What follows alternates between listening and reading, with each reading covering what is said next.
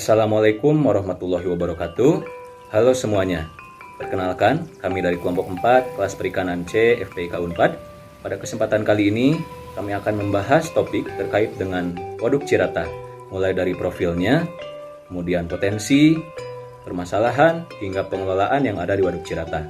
Sebelum membahas lebih lanjut ke sana, saya akan memperkenalkan terlebih dahulu anggota kelompok 4. Saya sendiri Askafati Rizky dengan NPM akhir 103, dan saya juga ditemani oleh rekan-rekan saya. Dan saya Muhammad Sabastino Henry dengan NPM akhir 093. Saya Fahril Sanusidki dengan NPM akhir 095. Saya Givanka, NPM akhir 108. Nama saya Devi Alifatriana dengan NPM akhir 117. Oke, selamat menyaksikan video berikut. Salah satu waduk yang ada di Indonesia adalah Waduk Cirata. Waduk Cirata ini terletak di daerah aliran Sungai Citarum.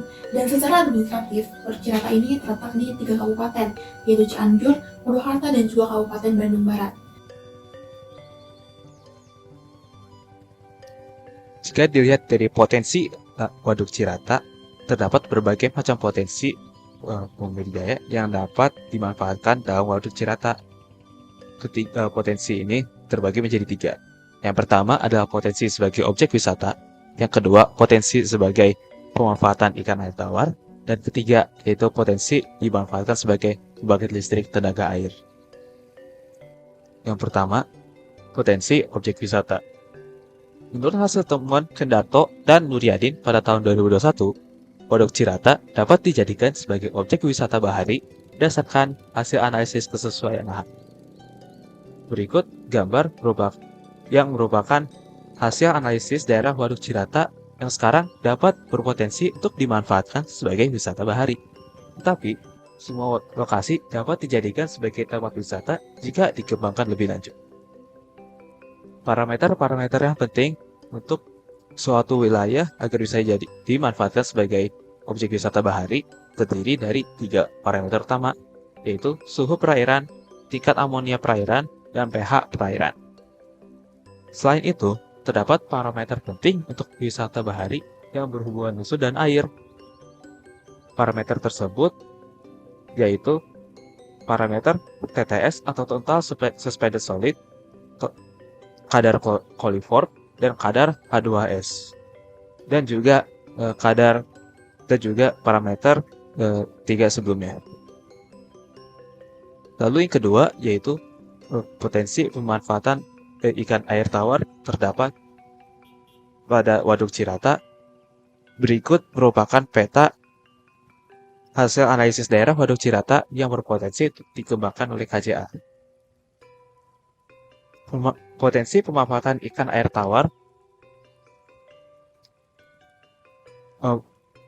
parameternya ditentukan dari beberapa parameter yang terdiri dari suhu, arus, oksigen terlarut, kadar amonia, tingkat kecerahan, pH, dan BOD. Lalu, yang terakhir adalah potensi pemanfaatan Waduk Cirata sebagai pembangkit listrik. PLTA yang terdapat pada Waduk Cirata merupakan PLTA terbesar di Indonesia dan terbesar kedua di Asia Tenggara, hampir mengalahkan Son Ladam dari Vietnam. Selain itu, terdapat PLTS terapung yang memiliki kapasitas 145 MWP yang dipasangkan pada tahun 2020 menurut Media Indonesia pada tahun 2020. Hal ini akan meningkatkan kemampuan Indonesia dalam menghasilkan energi baru dan terbarukan atau disingkat sebagai EBT.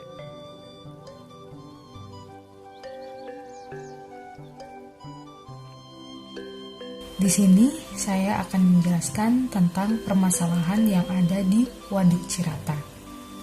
Permasalahan pokok dalam perairan Waduk Cirata saat ini adalah penurunan kualitas perairan secara drastis, kemudian laju sedimentasi yang tinggi, dan eutrofikasi yang tak terkendali, sehingga berdampak terhadap penurunan suplai air untuk pembangkit listrik dan kematian massal pada usaha budidaya KJA.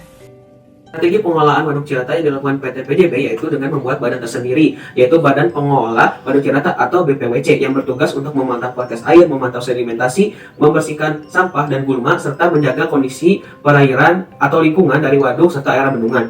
Kemudian, waduk Cirata ini diperuntukkan untuk PLTA dan juga beberapa kegiatan budidaya. Oleh karena itu, waduk Cirata ini bisa dijadikan sebagai ekowisata yang berguna untuk mensejahterakan masyarakat lokal serta dapat bernilai edukasi bagi wisatawan dan juga masyarakat lokal. Yang menjadi permasalahan di waduk Cirata yaitu adanya jumlah KJA yang melampaui ambang batas sehingga dilakukan penertiban, dan yang bisa menjadi solusi untuk para petani KJA karena adanya penertiban tersebut bisa dilakukan konsep alih usaha, yaitu dengan merubah teknologi budidaya yang lebih ramah lingkungan atau bisa juga dilakukan relokasi tempat budidaya ikan. Demikian potensi hingga pemanfaatan yang ada di Waduk Cirata. Semoga video ini dapat menambah wawasan dan bermanfaat bagi kita semua.